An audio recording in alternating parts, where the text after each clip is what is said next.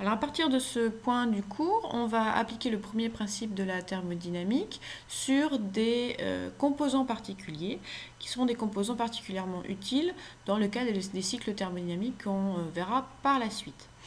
Donc le premier composant important qu'on retrouve très souvent dans les cycles thermaux, c'est le compresseur ou la pompe. Alors un compresseur ou une pompe, hein, c'est représenté de la façon qui est ici, dans le cas des diagrammes thermaux. Et le principe, c'est de prendre un fluide dans un certain état thermodynamique et de le faire sortir à une pression plus importante que l'entrée. Donc l'objectif, c'est d'augmenter la pression du fluide. Compresseur ou pompe, donc l'objectif est le même, la schématisation est la même. Par contre, il y a une différence majeure, c'est le type de fluide qui est mis en jeu. Dans le cas d'un compresseur, le fluide mis en jeu, c'est une vapeur, un gaz, alors que dans le cas de la pompe, le fluide qui est mis en jeu, c'est un liquide. Donc ça implique un certain nombre de différences, tout d'abord des différences de technologie, c'est pas la même technologie qui est mise en œuvre dans le cas d'un liquide ou dans le cas d'une vapeur, et également d'un point de vue thermodynamique. On ne va pas pouvoir faire les mêmes hypothèses dans un cas et dans l'autre, puisque le compresseur fonctionnant avec une vapeur et donc avec un fluide fortement compressible, alors que la pompe va fonctionner avec un liquide et donc un fluide qu'on va en général considérer comme incompressible. Néanmoins, donc l'application du premier principe sur le compresseur et la pompe va se simplifier de la même façon initialement. On va avoir donc les échanges de travail et de chaleur de ce compresseur ou de cette pompe qui vont être égaux à la somme des débits enthalpiques entrant et sortant. Ici, on a une seule entrée et une seule sortie, hein, puisque tout le fluide qui pénètre sort et sera une pression plus importante. Donc, on est avec un seul débit qui est le même à l'entrée et à la sortie. Cette application-là du premier principe suppose que notre compresseur ou notre pompe fonctionne en régime permanent. Ici, hein, vous avez vu que le terme du sur dt a disparu dans l'expression. Donc ça veut dire que le compresseur n'est pas typiquement en phase de démarrage ou en phase d'arrêt. C'est un fonctionnement déjà installé et déjà stabilisé au cours du temps que l'on étudie lorsqu'on applique le premier principe de cette façon-là. Si on développe les termes enthalpiques et qu'on exprime donc l'enthalpie totale en séparant donc l'enthalpie de l'énergie cinétique et de l'énergie potentielle, la première hypothèse qu'on fait quasi toujours, c'est le fait que la variation d'énergie potentielle entre l'entrée et la sortie du fluide est négligeable. En effet, les compresseurs et les pompes sont des composants qui ont une taille relativement modeste et par conséquent, l'altitude du fluide varie relativement peu entre son entrée et sa sortie. Et donc cette variation d'altitude va être négligeable par rapport aux autres termes enthalpiques et aux autres termes d'énergie cinétique. Néanmoins, on fait souvent un certain nombre d'hypothèses supplémentaires, donc c'est pas toujours vrai, à voir effectivement en fonction du cas particulier dans lequel on se trouve, mais souvent on peut négliger le terme de chaleur échangée par rapport au terme de travail échangé par le compresseur ou la pompe, puisque l'objectif de ces composants, c'est pas du tout de chauffer ou de refroidir le fluide. Donc souvent, dans le cas de la pompe ou du compresseur idéal, on fait l'hypothèse de son adiabaticité. Mais ce n'est pas toujours vrai, il existe des certain nombre de compresseurs notamment qui est refroidi, donc dans lequel la chaleur échangée n'est pas négligeable. Une autre hypothèse qu'on fait souvent, c'est le fait que l'on peut négliger la variation d'énergie cinétique entre l'entrée et la sortie du système. Donc ça, c'est souvent vrai dans le cas de la pompe, hein, puisque à partir du moment où on a un fluide incompressible, si les tuyaux d'entrée et de sortie du composant sont de diamètre proche, les vitesses sont les mêmes.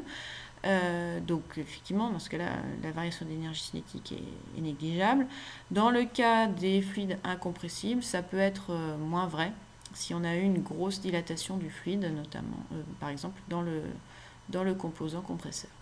Mais souvent, dans le cas de fluides, de composants idéaux, les compresseurs ou les pompes peuvent être supposés adiabatiques et on peut négliger souvent les variations d'énergie cinétique. Alors, un autre composant que l'on retrouve très souvent dans les systèmes énergétiques, c'est l'échangeur de chaleur. Donc, cet échangeur, dans le cas le plus simple, on a deux fluides qui échangent, donc un fluide avec une entrée et une sortie, et l'autre fluide avec son entrée et sa sortie également. Et ces fluides, dans l'échangeur, n'échangent que de la chaleur. Donc, il y a un fluide chaud qui se refroidit et un fluide froid qui est réchauffé. Dans ces échangeurs, on peut avoir notamment le cas des échangeurs de type évaporateur et de type condenseur. Dire qu'on se trouve dans le cas d'un échangeur, ça ne présuppose pas de l'état du fluide à l'entrée et à la sortie, et ça n'est ni pour l'un ni pour l'autre. Donc ce qui nous intéresse lorsqu'on étudie un échangeur, c'est globalement le système échangeur qui comprend donc finalement deux entrées, une entrée pour chaque fluide, et deux sorties, une sortie pour chaque fluide. Mais on peut décomposer aussi cet échangeur en deux sous-systèmes, donc le système qui comprend le premier fluide qui circule, et le sous-système qui comprend le second fluide qui circule. Et si on étudie donc cet échangeur en deux sous-systèmes, on peut appliquer deux bilans matière sur chacun un bilan matière sur chacun des sous-systèmes qui nous intéressent. Et lorsque l'on se trouve en régime permanent, dans l'échangeur correspondant, ce qui est souvent le cas dans les cycles thermaux qu'on verra par la suite, eh bien on retrouve donc deux égalités pour le bilan matière correspondant. Donc le débit massique du fluide 1 qui rentre est égal à son débit massique en sortie, et le débit massique de l'autre fluide qui rentre est égal à son même débit sortant. Du coup, lorsqu'on applique le premier principe de la thermodynamique sur ce système échangeur et qu'il est en régime permanent, comme on vient juste de le voir, le terme de variation d'énergie interne de l'échangeur est nul, si je raisonne globalement. Dans mon échangeur qui est défini par sa frontière au cours du temps, j'ai toujours la même chose d'un point de vue thermodynamique du terme. Et par conséquent, je vais pouvoir isoler les termes de chaleur et travail échangés par l'échangeur, et je vais voir apparaître deux débits enthalpiques sortants qui dépendent des deux fluides qui nous intéressent, et deux débits enthalpiques entrants. Dans le cas général, l'échangeur de chaleur ne va pas échanger de travail avec son environnement. Un échangeur de chaleur, c'est un système qui est mécaniquement immobile. Ce sont des échangeurs à plaques ou des échangeurs tubulaires. Les plaques ne bougent pas, les tuyaux ne bougent pas, il n'y a pas de dilatation de l'échangeur, c'est un système solide, et par conséquent, le travail échangé avec l'extérieur, dans le cas d'un échangeur de chaleur, est en général égal à 0.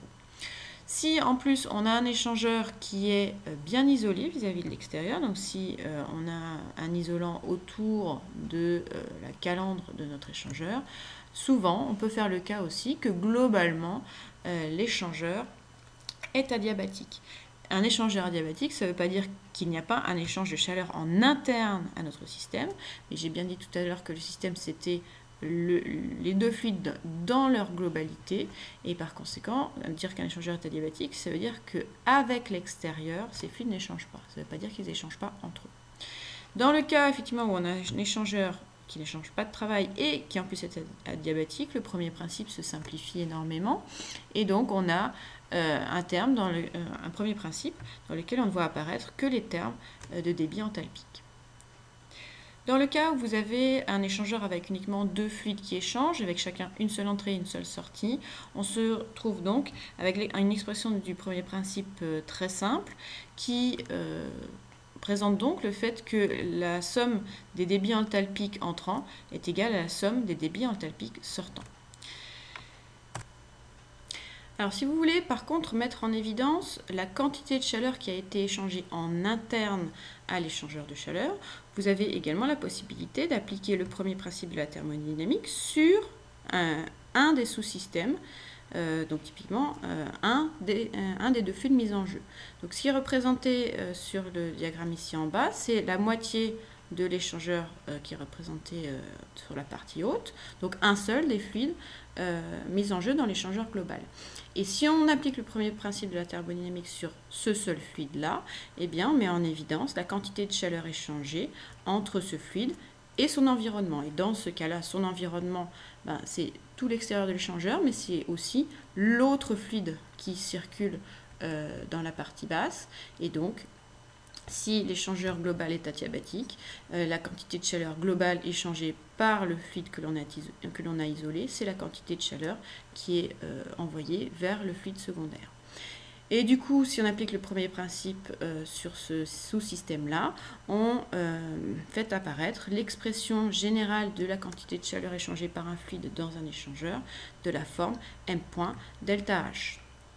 Alors, je sais que souvent vous avez en tête que les quantités de chaleur échangées par les fluides, c'est MCP dt. C'est vrai uniquement dans des cas particuliers, le cas particulier où on peut faire l'hypothèse que DH c'est CP dt. DH c'est CP dt uniquement dans le cas d'un corps pur sans changement de phase.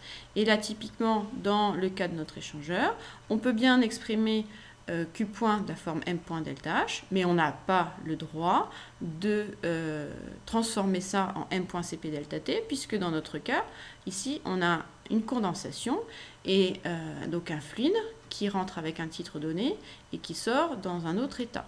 Et donc si on a une condensation, on change de phase et par conséquent, DH, c'est pas CP dt. Donc je voudrais que vous sortiez de la tête cette idée que la quantité de chaleur, une quantité de chaleur échangée, c'est forcément CP dt. Et dans le cas où vous avez un doute, vous appliquez le premier principe sur un échangeur à partir de l'expression générale du premier principe. Et par conséquent, vous pouvez retrouver cette expression M point delta H. C'est vrai dans un nombre de cas beaucoup plus important que l'idée de MCP dt. Un troisième composant qui est particulièrement utile dans les systèmes thermaux, c'est la vanne de détente. Donc le principe d'une vanne de détente, donc une vanne thermodynamiquement parlant, c'est représenté ici par une forme de papillon. Cette vanne, son principe, c'est qu'on fait pénétrer un fluide dans certaines conditions thermodynamiques et que cette vanne va faire baisser la pression du fluide lors de son passage dans ce composant sans récupérer le travail mécanique qu'on aurait pu récupérer autrement. Donc, pas de récupération du travail mécanique, ça veut dire que dans une vanne de détente, typiquement, on n'a que des pertes de charge. Donc pas de travail mécanique, W point égal à 0, et souvent ces composants vannes de détente sont de taille très limitée, et leur objectif c'est pas d'échanger de la chaleur, donc en général, dans l'étude des vannes de détente, ou des détendeurs autrement dit, on suppose que ces composants sont également adiabatiques. Avec ces deux hypothèses, W point égal à 0 et Q point égal à 0, eh bien, on retrouve une expression du premier principe extrêmement simplifiée qui nous dit que l'enthalpie totale à la sortie est égale à l'enthalpie totale à l'entrée pour le fluide qui nous intéresse, puisqu'on a une entrée, une sortie à partir du moment où on est en régime permanent. Si on néglige les variations d'énergie potentielle, et ça c'est quasiment toujours vrai parce que les vannes de détente sont des composants très petits, donc l'altitude à l'entrée et à la sortie est quasiment la même, et si on néglige l'énergie cinétique du fluide à entrée et en sortie, enfin plutôt sa variation entre l'entrée et la sortie, ce qui est quasiment toujours vrai aussi, parce que on a souvent des tubes qui sont de diamètre équivalent et des vitesses qui varient relativement peu, eh bien ce premier principe se transforme en une égalité d'enthalpie lors de la transformation de détente. Et par conséquent, les vannes de détente sont des transformations isenthalpes. Alors on va revenir sur la notion d'enthalpie totale et d'énergie totale et se poser la question quand est-ce que réellement on a le droit de négliger les termes d'énergie cinétique et d'énergie potentielle lorsqu'on a développé les termes de variation d'enthalpie totale, cette enthalpie totale qui comprend donc l'enthalpie tout court, l'énergie cinétique et l'énergie potentielle. Donc là ce qui va nous intéresser c'est de décider d'à partir de quel moment un terme va être beaucoup plus petit qu'un autre terme. Et ce que je vous ai dit jusqu'à présent, c'était que souvent, effectivement, la variation d'enthalpie avait des ordres de grandeur beaucoup plus importants que les variations d'énergie cinétique et d'énergie potentielle. Avant de pouvoir faire cette hypothèse de négliger l'énergie cinétique et l'énergie potentielle, il faut pouvoir vérifier si ces variations sont négligeables ou pas. Donc, plutôt que de parler en énergie en tant que telle, qui est peut-être un concept un petit peu abstrait, je vais me ramener à des grandeurs qui sont directement mesurables et qui sont beaucoup plus concrètes.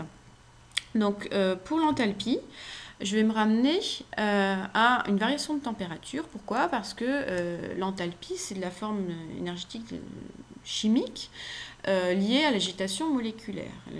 L'agitation moléculaire et à la pression du fluide qui va rentrer dans un système et en sortir.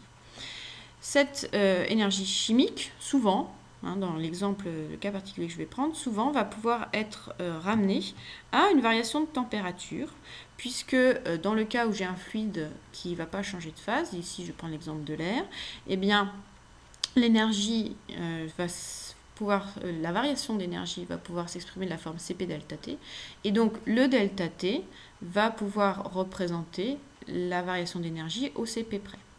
Dans le cas de l'air, ce Cp va être à peu près égal à 1000 joules par kilogramme et par Kelvin. Et donc je vais pouvoir exprimer ou calculer l'ordre de grandeur de l'énergie chimique correspondante à partir de la variation de température de notre système. Dans le cas de l'énergie cinétique, évidemment, la grandeur palpable que on va étudier, c'est la vitesse, puisque l'énergie cinétique, c'est la forme v au carré sur 2. Eh bien, la vitesse va être homogène à la racine carrée de 2 fois l'énergie cinétique correspondante. Et donc, je vais exprimer des vitesses en mètres par seconde et étudier l'ordre de grandeur de l'énergie cinétique correspondante à partir de cette vitesse-là.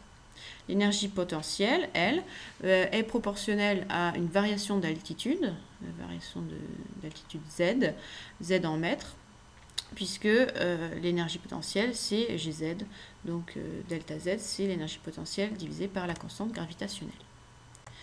Alors on peut représenter ce type de tableau dans lequel j'ai mis différents ordres de grandeur d'énergie. Et lorsque j'ai différents ordres de grandeur d'énergie, je peux calculer les delta T correspondants. Donc si je reprends l'exemple de l'air avec un Cp de l'ordre de 1000, j'ai une différence d'énergie enthalpique de 100 pour un delta T de l'ordre de 0,1. De la même façon, en énergie cinétique, j'ai une variation d'énergie cinétique de 100 pour une variation de vitesse de 14. Et en énergie potentielle, j'ai une variation d'énergie cinétique de 100 pour une variation d'énergie potentielle de 10. Alors, il faut savoir que les systèmes qu'on va étudier dans la suite vont souvent avoir des variations de température de l'ordre de grandeur de 10 à 100. Ça veut dire que souvent, les variations d'enthalpie correspondantes vont être de l'ordre de grandeur de 10 à 100 000 joules par kilogramme.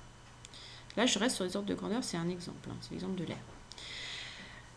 Les systèmes qu'on va étudier vont aussi avoir une vitesse qui va potentiellement varier. Et là, si on raisonne sur l'enthalpie entrante et sortante, je raisonne sur la variation de vitesse entre le fluide qui rentre et le fluide qui sort. Une variation de vitesse de l'ordre de 50 mètres par seconde, ça ne vous parle peut-être pas beaucoup. Donc là, j'ai représenté certaines vitesses bien connues. Une variation de vitesse de 50 mètres par seconde, c'est la variation de vitesse entre un système à l'arrêt et la vitesse de 130 km/h. Or, dans des systèmes énergétiques, souvent on est en circulation dans des tuyaux, et les ordres de grandeur de vitesse sont plutôt de l'ordre de 1 à 2 mètres par seconde, plutôt que les 36 mètres par seconde que l'on aurait si on cherchait des ordres de variation de l'énergie cinétique de l'ordre de grandeur de 1000 joules par kilogramme. De la même façon, l'énergie potentielle varie d'un ordre de grandeur de 1000 pour une variation d'altitude de 100 mètres. Ça veut dire qu'à partir du moment où votre système va avoir des variations d'altitude de l'ordre de quelques centimètres, voire quelques dizaines de centimètres, eh bien, la variation d'énergie potentielle correspondante est de l'ordre de grandeur de 1.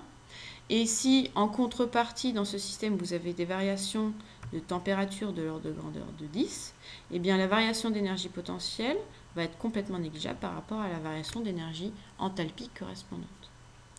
J'espère vous avoir fait comprendre un petit peu ces notions-là d'ordre de grandeur et de comment on compare une énergie par rapport à une autre.